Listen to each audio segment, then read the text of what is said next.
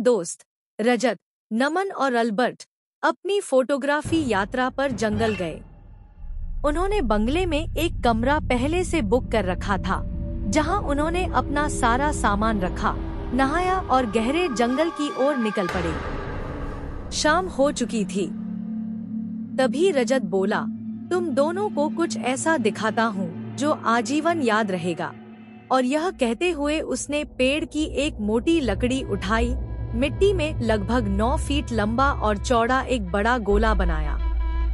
उस गोले के अंदर रजत ने 5 कुंडलित पेंटागन सितारा बना दिया। फिर सितारे के बीच में बैठकर बोला, अब तुम देखोगे, मैं शैतान को बुलाने वाला हूँ। ये सुनकर नमन व अल्बर्ट जोर जोर से हंस पड़े। लेकिन रजत ने हाथ उठाकर अजीब तरीके से आसमान की ओर इशारा करते हुए बोलना शुरू किया, मैं तुम्हें मार दूंगा। तभी उसकी आंखों की स्थिति बदलने लगी, जैसे वह बेहोश होने वाला हो। फिर अचानक रजत बेहोश होकर बैठ गया। उसका सिर झुक गया और शरीर अर्धबेह स्थिति में आ गया। उसकी आवाजें अचानक बदलकर एक उल्टी सी अजीब गुर्राहट बन गई, जैसे कोई गुस्सैल जानवर हो। तब वह सिर उठाकर नमन व अल्बर्ट की तरफ घूरने लगा। दोनों डर के मारे स्तब्ध हो गए, कुछ समझ नहीं पा रहे थे। नमन ने बहादुरी से कहा, रजत, क्या तुम ठीक हो? और अल्बर्ट बोला, रात हो रही है, चलो यहाँ से चलें। लेकिन रजत कुछ जवाब नहीं देता।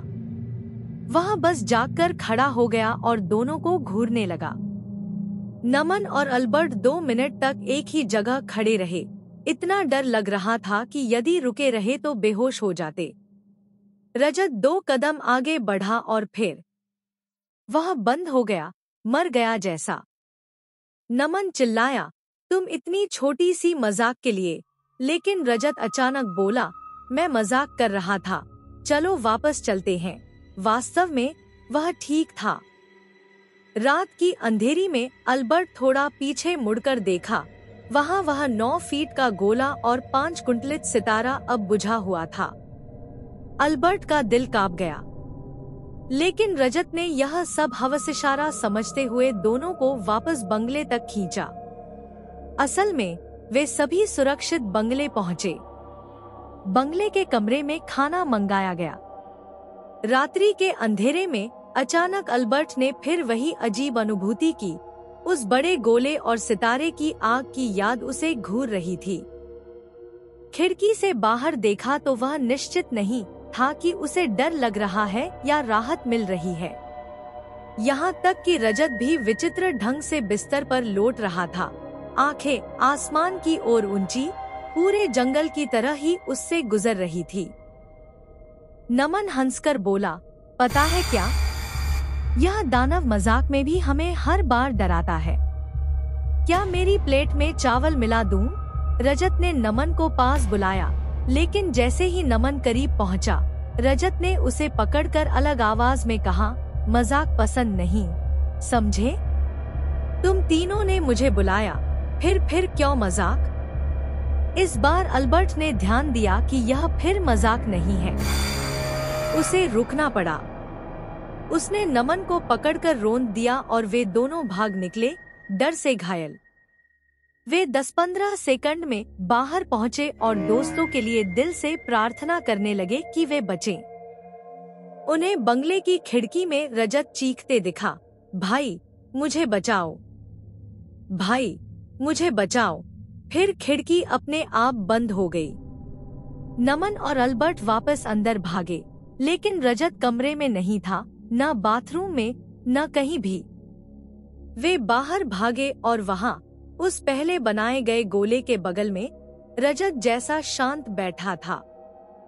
वे दौड़कर उसके पास पहुंचे, लेकिन जैसे ही पहुंचे, देखा वह कुछ कर रहा था। रजत उठो, भागो, नमन चिल्लाया। लेकिन रजत हिलने डुलने तक को तैयार नहीं था। उसकी आंखें ऊपर की ओर थी, हाथ आसमान की तरफ, और आवाज कोई मानव की नहीं, बल्कि किसी अन्य प्राणी की लग रही थी। अल्बर्ट ने गले से अपनी अंगूठी क्रॉस निकाली और रजत के माथे पर जड़ दिया। अंगूठी उसकी ठुड्डी पर चिपकी रही। रजत कांपने लगा। अल्बर्ट आवाज में गुस्से के साथ बोला, जो भी है, निकल इस देह से, निकल जा। रजत चीखा और इतने जोर से कि अल्बर्ट पीछे धकेल दिया, लेकिन क्रॉस अब भी बांध हुआ था उसके माथे से। फिर रजत ने विकट हंसी के साथ कहा, मैं आसानी से नहीं जाऊंगा। फिर उसने शरीर से कोई छुरी निकाली, अपने हाथों में बांधी। मैं इसी तरह नहीं जाऊंगा।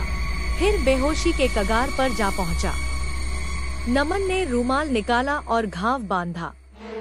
नमन ने रजत का बैग खोला और एक किताब मिली, जिसमें उसी 9 फीट गोले और 5 कुंडलित सितारे की रेखाएं, शैतान को बुलाने का तरीका और उसे वापस भेजने की विधि लिखी थी। उस किताब के मुताबिक हटाने के लिए उन्हें थोड़ी मोमबत्ती और एक शीशा चाहिए था। नमन शीशा लेकर बाहर गया और मोमबत्ती पिघलाकर 3 गोले बनाए और उनके बीच बीच में नाम लिखे, नमन, रजत, अल्बर्ट। फिर उन्होंने पढ़ना शुरू किया। अल्बर्ट ने रजत का नाम लिखी मोमबत्ती उठाई, उसे शीशे के ऊपर रखा और किताब में जो लिखा था वही लगने लगा। फिर तिरछी मोमबत्ती शीशे पर घूमने लगी, जैसे कोई संदेश दे रहा हो। फिर किताब में लिखा था कि जहां मोमबत्ती को शीशा पार घूम दिखे, वहां खून की एक बूंद गिरनी चाहिए। अल्बर्ट ने अपनी उंगली चुभवाई, एक बूंद खून गिरा दी। तभी मोमबत्ती शीशे पर जाता रहन बंद हो गई और किताब की पंक्तियां शीशे पर झिलमिलाने लगी। फिर अल्बर्ट ने जोर से कहा, अब तुम निकल जाओ, हमारे दोस्त से दूर। उस क्षण रजत चीखा, फिर कुछ भी नहीं।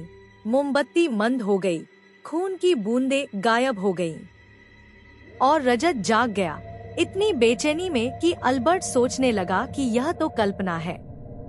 लेकिन रजत ने कहा, थोड़ा डर गया था तुम लोग, और बताया कि यह सब केवल रात्रि भर का कैसेट था।